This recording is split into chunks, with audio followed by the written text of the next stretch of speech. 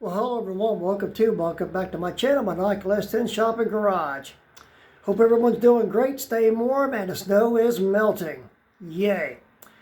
Okay, this I think is going to be next to the last video that I do on this problem I had with my 3.5 on the crank bolt, balancer bolt. And everything is going really good, and I want to bring you some information. And here it is. In case you couldn't read it the first time because of my chicken scratch handwriting. That's some of the great news right here.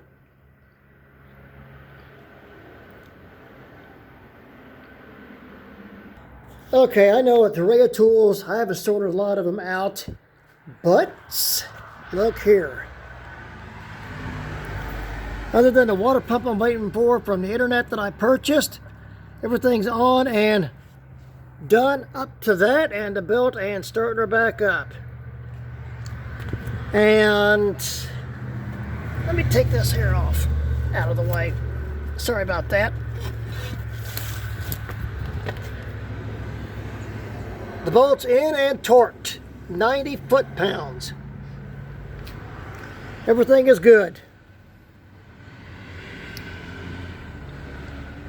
Now, to install the crank seal in the timing cover, here's what I used.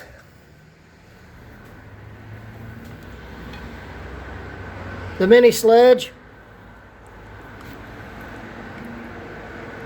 1/2 inch extension at 15, 18 inches, and 1.5 inches.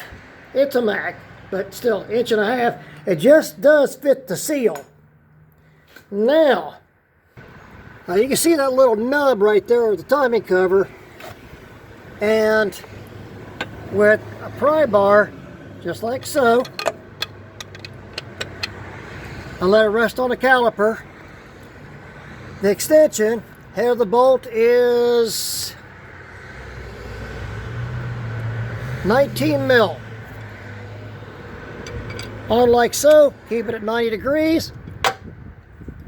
The torque wrench, 1/2 inch drive, start at 45, click, adjust it to 90 foot-pounds, click, you're done. That's how I did it. This was not an easy task for me. Of all the years I've worked on the vehicles, 40-ish years, that being torque to yield bolts, which I didn't know existed till now, versus back into the 70s and 80s. Mid-80s is when they changed over from a reusable bolt to, the torque to yield. To me, I don't like it, but it's the way it's going. From the mid-80s to now. As you go to put the crank seal in, I wouldn't do it until after you get the timing cover back on, because it gives you a little room to play. And don't put the VVT solenoid back in the timing cover until you get the timing cover on. It gives you room to maneuver and adjust, manipulate the timing cover into place. Now, I'll have one more video at least coming up, or at least one more video coming up. For when I started, check for leaks. Hopefully no leaks, but it's not out of the question that I'll have them. Hope that I don't, and if you go through this, hope you don't either. So on that note, that's all for now. Keep our fingers crossed. Everything goes good, which it should.